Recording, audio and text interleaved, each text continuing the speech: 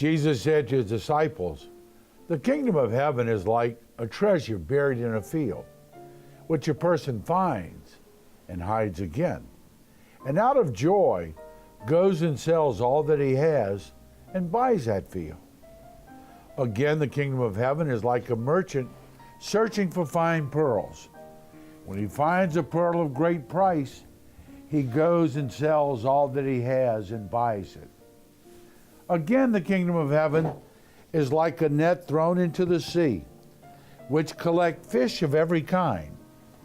When it is full, they haul it ashore, and they sit down to put what is good into buckets. What is bad, they throw away. Thus it will be at the end of the age. The angels will go out and separate the wicked from the righteous and throw them into the fiery furnace, where there will be wailing and grinding of teeth." "Do you understand all these things?" They answered, "Yes." And he replied, "Then every scribe who has been instructed in the kingdom of heaven is like the head of a household who brings from his storeroom both the new and the old." Hello and welcome to Closer Walk Catholic Communications. I'm Father Bayer, your host, and we're glad that you can join us. It's like the person who finds the buried treasure and out of joy sells everything he has. Or the pearl of great price sells everything that he has. The late Dr. Martin Luther King is attributed as having said, "Unless a person has something that they're willing to die for, then perhaps that person has no reason to live." I would think most of us, if I saw someone harming my family, I certainly would do whatever I could, including put myself at risk in order to protect them. I think most normal people would do that for their husband, their wife, their son, their daughter, their mother, their father. I think that's normal. That's kind of a human emotion.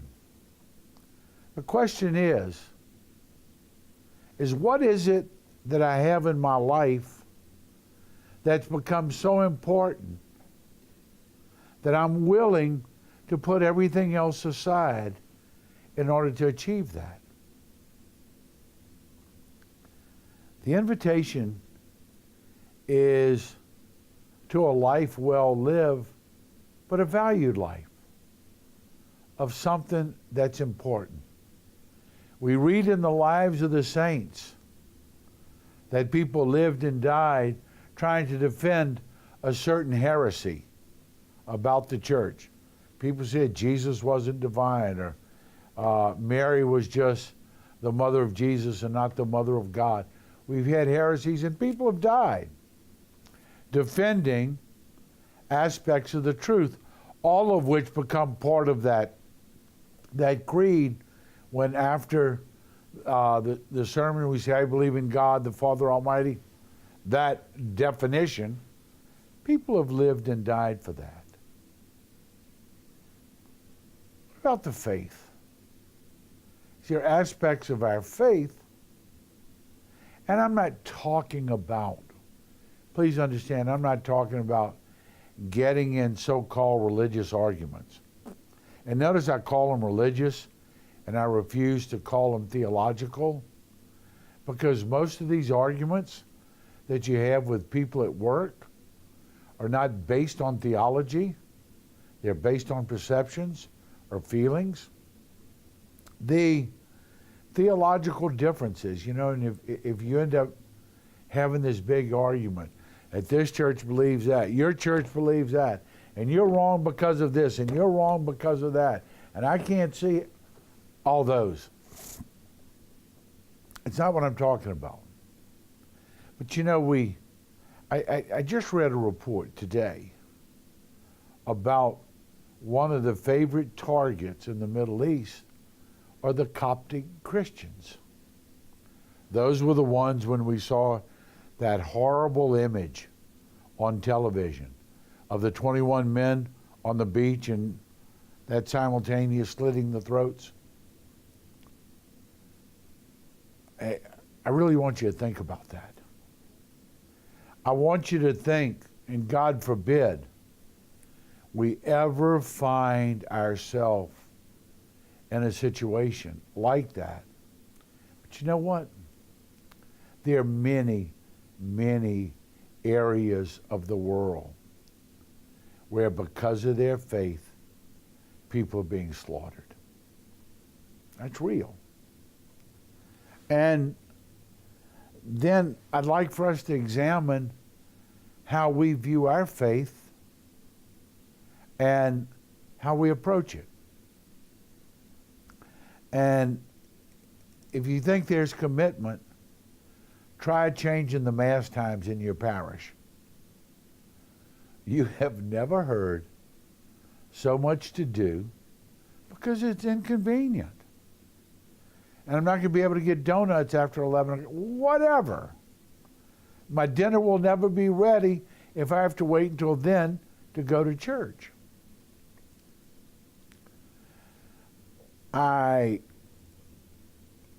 am really talking about when in Luke's gospel, he says, if you want to be my disciple, then you must take up your cross daily and follow me. Luke's the only one that says daily. Matthew and Mark talking about carrying your cross for discipleship. But let me ask you, what is the price that I have had to pay to live my faith? What is it? Have I ever been ostracized? Have I ever been beat because of what I believe? Have I ever been not allowed to attend a school, get a job because I'm Catholic or I'm Christian? Has my faith ever caused me any real hardship? You know, it's interesting because there are areas, and I remember during the big solidarity movement in Poland with Lech Wałęsa, and in Gdansk, they ordered the crucifixes from the state-run schools to be removed. The students went on strike, and I don't know, it was a march to the Capitol.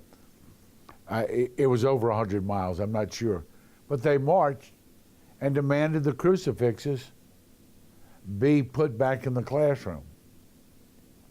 And I remember that because at the same time there was a story that certain so-called Catholic universities had taken crucifixes out of they didn't have them in the classrooms, their auditoriums or whatever, because in the name of diversity, they wanted no one to be offended at a Catholic university, so they were removing crucifixes.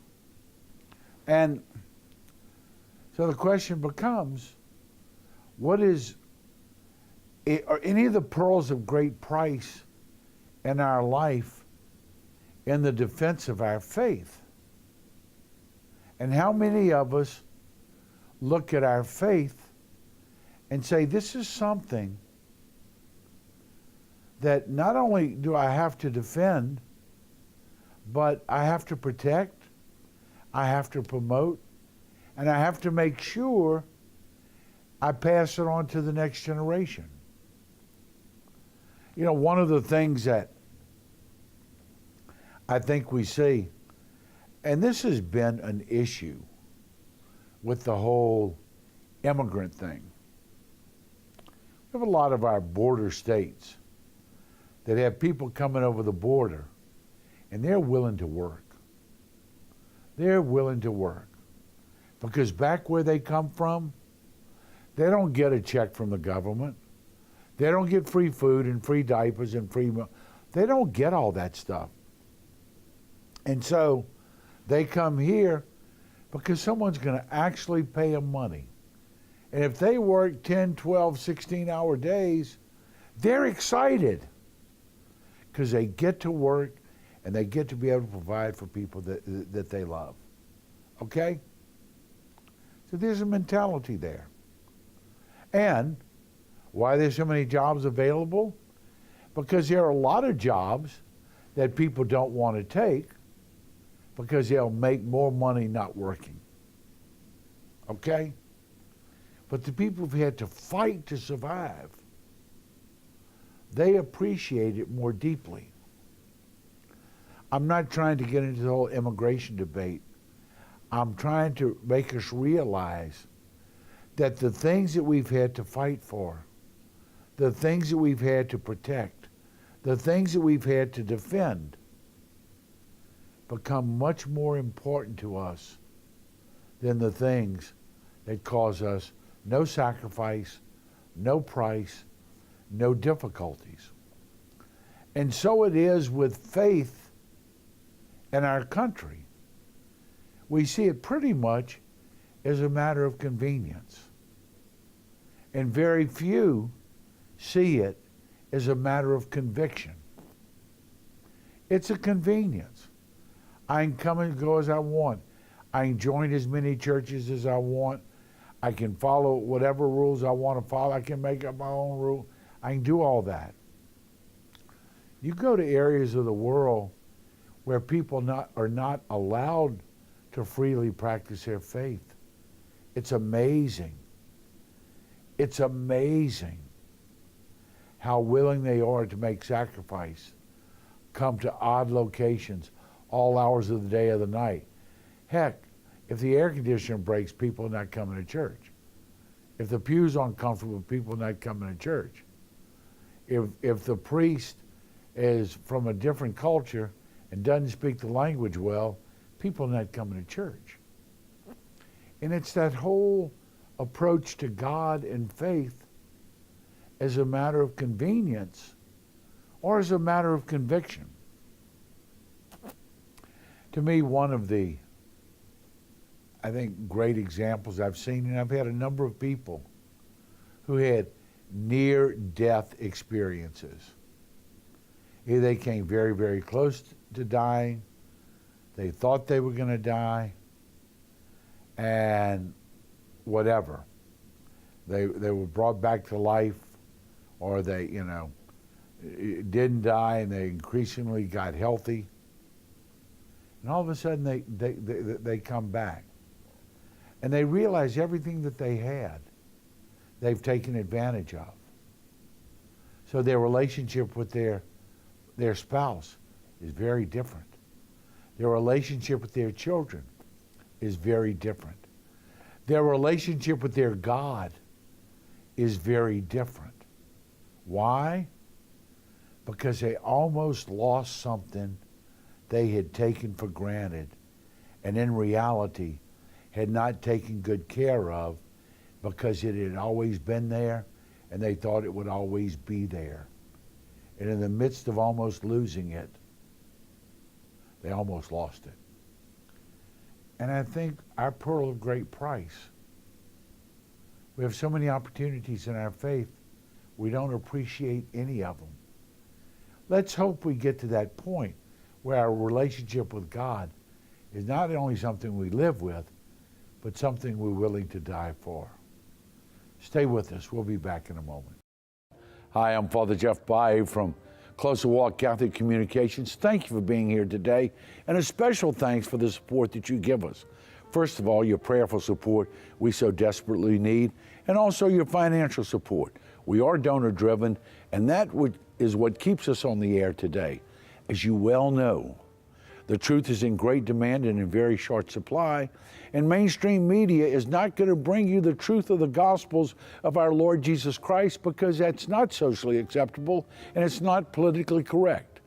Certainly we all realize that when this life journey's over, we don't stand before the Supreme Court, we stand before the throne of God. Therefore, with great clarity and great charity, to pronounce the truth of the gospel is important. Your prayers, your financial support enables us to do that. So we thank you, and may God bring you closer in your walk with the Lord each day. God bless you. Again, the kingdom of heaven is like a net thrown into the sea, which collect fish of every kind. When it is full, they haul it ashore and sit down and put what is good into buckets. What is bad, they throw away. Thus will it be at the end of the age. The angels will go out and separate the wicked from the righteous and throw them into the fiery furnace, where there will be wailing and grinding of teeth. Hello and welcome back to Close Walk Catholic Communications. I'm Father Bayer, your host, and we're glad that you came back to join us. Thus it will be at the end of the world. The net hauls it all in. And then it's time to fish or cut bait. Then we do the separating. Father, I don't understand why God lets all this stuff go on. Those beautiful little children murdered in a kindergarten classroom. Why does God let stuff like that go on? Why does he let this? Why does he let that? Why does he let the other thing?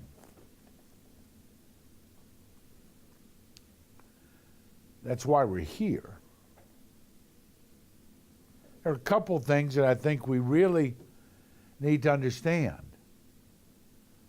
The fact that God allows stuff to happen is not the same as God causing things to happen.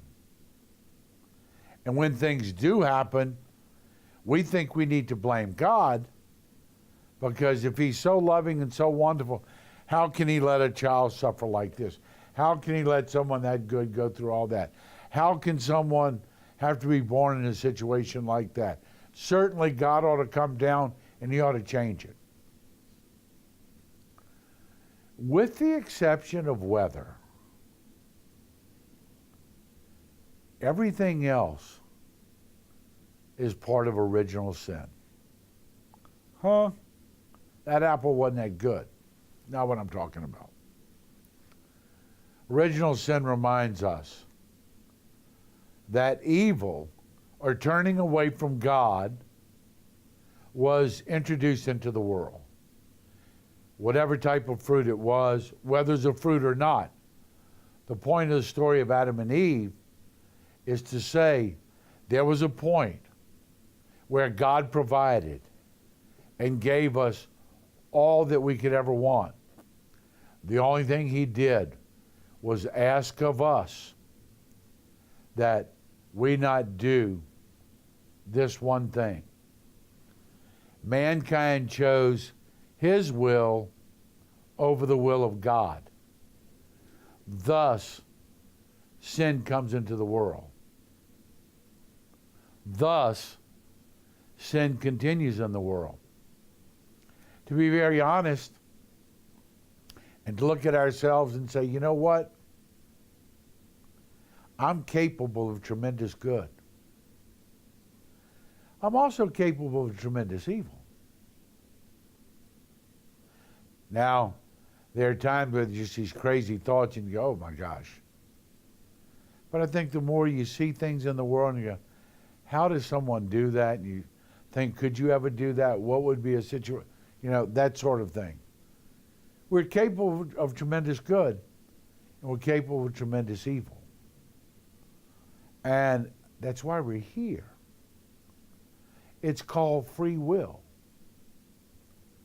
Because if the choices we make on a daily basis, in the end, don't separate us, we pull in the net, we take what's good, what we want to keep, and God keeps it. And he takes what he doesn't want and throws it into the fiery furnace. What he doesn't want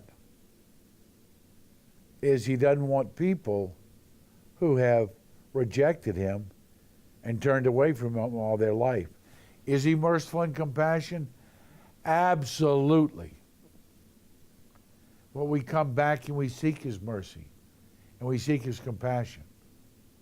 See, when we talk about all these things happening and we mistakenly say, why does God let it happen? First of all, God has nothing to do with it. But secondly, if I don't have the choice to do good or to do evil, and if my actions have no bearing on whether or not I end up in heaven or in hell, then that's predestination. That means from my birth, God had decided I'm going to save this one. And from that birth, God had decided he's going to damn this one. And so, what we do has no bearing on our salvation. If that's the case, get on with it. What are we doing here? Put us, give us our reward. Don't make me go through cancer. Don't make me go through all the suffering. Don't make me go through all the wars and the plagues and don't make me go through that. Bring me to heaven. And if I'm going to hell, I guess bring it on too, because these few years don't match eternity. See, it's that mentality that free will is why we're here. And I think a lot of people have a tendency to forget that on a daily basis, we choose to cooperate with the grace of God, or we choose to walk away from the grace of God. When we cooperate with the grace of God, good enters the world through me. And when we turn away from the grace of God, evil enters the world through me. And so now we're talking about the end time. The angels come. They take the net. They separate it. The good goes up, or goes with God. The bad goes in the garbage, the fiery furnace. And I don't know if we think about that on a daily basis. If I decide I'm going to go do this, is that going to affect my salvation? If I decide I'm going to get involved in this, is that going to affect my salvation? I really believe that God is merciful and compassionate. Please know I believe that. But I don't believe presuming upon the mercy of God is a very wise thing to do. I can go do whatever I want and God's going to understand. What God's going to understand is you did whatever you want because you were more intent on your will than the will of God. And look, all of us have had those times in life. Make no mistake about it. There is an innate selfishness, an innate sinfulness in which we choose my will is more important than being pleasing in the sight of God. I understand that. That I really understand.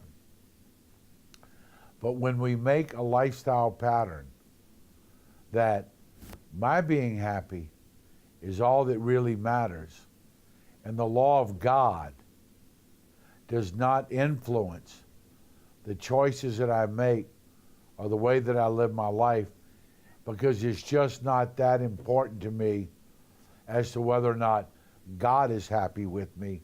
What's important to me is whether or not I'm happy and I like it. And the age-old absolution, well, just as long as you feel in your heart that you're okay with it, then everything is okay. We really, really don't do much to explain the church's definition of a properly formed conscience. Everybody thinks that conscience is this gut feeling and, yeah, I'm okay living like that, acting like that, being involved in that, choosing to do that. If I'm okay with it, God's okay with it. That's presuming upon the mercy of God. One of the things that I offer for your thoughts is, if you're really serious about living a life that's faithful, really are concerned with your salvation, and really are worried about whether or not you're pleasing in the sight of God. You can go online and just Google examination of conscience. They probably got 15 or 20 of them. Well done. Well done. They go through the commandments and the teachings and ask us on a daily basis to look at our life. I would recommend for the person who might say, you know what? I've been living on luck too long. I really need to get myself right and try to be pleasing in the sight of God. So get one of those examinations of conscience, and every night go through it. What have I done? Well, I guess I really wasn't supposed to do this, was I? No, as a matter of fact, you weren't. You reflect upon it, you say a good act of contrition, and you get up tomorrow mindful of those things that are pleasing in the sight of God, and mindful of those things that are violations in the sight of God.